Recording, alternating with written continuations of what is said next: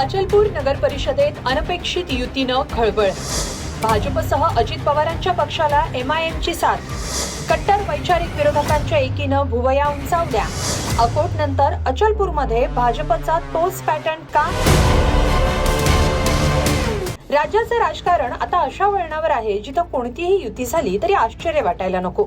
आता अशीच आणखी एक युती झालीये अचलपूरमध्ये, ज्यामुळे राजकीय वर्तुळात खळबळ उडालीये।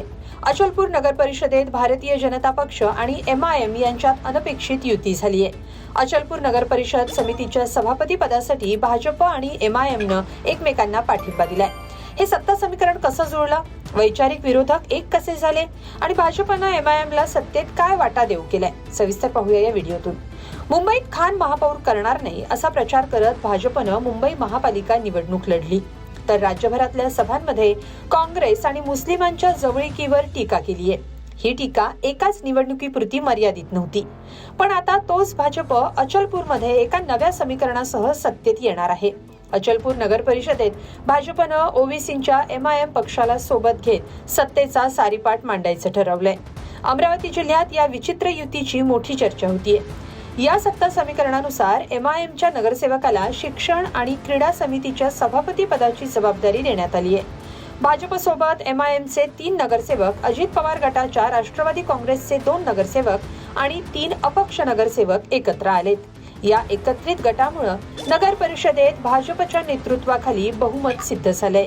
भाजप आणि MIM सारख्या परस्पर विरोधी भूमिका असलेल्या पक्षांची युती झाल्यानं अचलपूरसह अमरावती जिल्ह्यात राजकीय चर्चांना उधाण आलंय, पण स्थानिक भाजपनं या युतीचा इन्कार केलाय। अचलपूर नगर परिषद मध्ये ज्या विषय समितीच्या निवडणुका झाल्या, प्रसार माध्यमावर ज्या न्यूज येऊन राहिल्या की भारतीय जनता पार्टीने MIM सोबत युती केली, ही अतिशय चुकीची बाब आहे। कारण MIMचा गटच अचलपूर नगर परिषदेत नाही। इथे जे गट बलाबल आहे, काँग्रेसचे 15, भाजपचे अपक्ष धरून 10, त्यानंतर अचलपूर विकास आघाडीचे 8 आणि एक अपक्ष गटाचे 8, असं 41 जणांचं एक बलाबल पक्ष बलाबल आहे। आणि इथे आम्ही भारतीय जनता पार्टी हा हिंदुत्ववादी पक्ष आहे, हा MIMशी कधीच युती करू शकत नाही। इथे MIMचा गटच नसल्यामुळे युतीचा प्रश्नच उद्भवत नाही। हा चुकीचा नॅरेटिव्ह जो फैलवण्यात आलेला आहे त्याचं मी खंडन करतो आणि भारतीय जनता पार्टी कधीच MIMशी युती करू शकणार नाही, ते शक्य नाही। अचलपूरमध्ये भाजप आणि MIMच्या युतीवरून टीकेचा सूर उमटतोय। अमरावतीमध्ये अचलपूरमध्ये आता जी काही बातमी येते की MIM बरोबर त्याची युती होते, हे अत्यंत चुकीचं आहे। सत्ता एक वेळ नसली तरी चालेल, परंतु अशी युती होणं भविष्यामध्ये ज्यांनी आपल्याला मतं टाकली त्यांचा तो अपमान ठरेल। MIMच्या विरोधात किंवा हिंदुत्वाची भूमिका घेऊन जे आपण उभं राहिलेलो आहोत, त्या भूमिकेला तो छेद म्हणून पाहिला जाईल। निवडणुकीच्या काळात अशी युती व्हायचा प्रयत्न केला, त्यावेळेला मुख्यमंत्री देवेंद्र फडणवीसांनी सुद्धा ठणकावून सांगितलं आणि ती युती तोडली होती। परंतु आता जर तशी युती होत असेल, मला वाटतं हे पक्षासाठी योग्य नाही। याआधी अकोट नगरपालिकेतही असंच समीकरण समोर आलं होतं।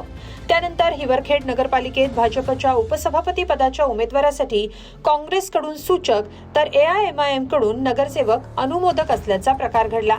आमदार प्रकाश भारसाकळे यांच्या अकोट मतदारसंघाअंतर्गतच पुन्हा एकदा भाजप आणि AIMIM मधल्या संबंध चर्चेचा विषय ठरला। या प्रकरणावर स्वतः मुख्यमंत्री देवेंद्र फडणवीसांनी तीव्र नाराजी व्यक्त केली आणि AIMIM आणि काँग्रेस सोबत युती नकोस अशी स्पष्ट भूमिका मांडली होती। यानंतर भाजपनं आमदार प्रकाश भारसाकळे यांना कारणे दाखवा नोटीस बजावली आणि पक्षाकडून खुलासा मागत कारवाई केली। हे सगळं होत असताना आता अचलपूरमध्येही भाजप आणि MIMचं सूत जुळल्याचं समोर आलंय। मग मुख्यमंत्री देवेंद्र फडणवीस यांच्या आदेशाचं काय झालं असा प्रश्न उपस्थित होतोय।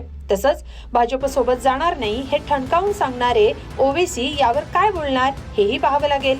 शेवटी सत्तेसाठी काहीही हेच खरं, पण मतदारांची दिशाभूल करण्यासाठी अति रंगांचं राजकारण सुरू असतं असं म्हणावं लागेल। जर भाजपचा केशरी आणि ओबीसींचा हिरवा रंग एकत्र येऊ शकतो, तर मग टोकाच्या विचारधारेचं राजकारण का केलं जातं असा सवाल केला जातोय। तुम्हाला याबद्दल काय वाटतं?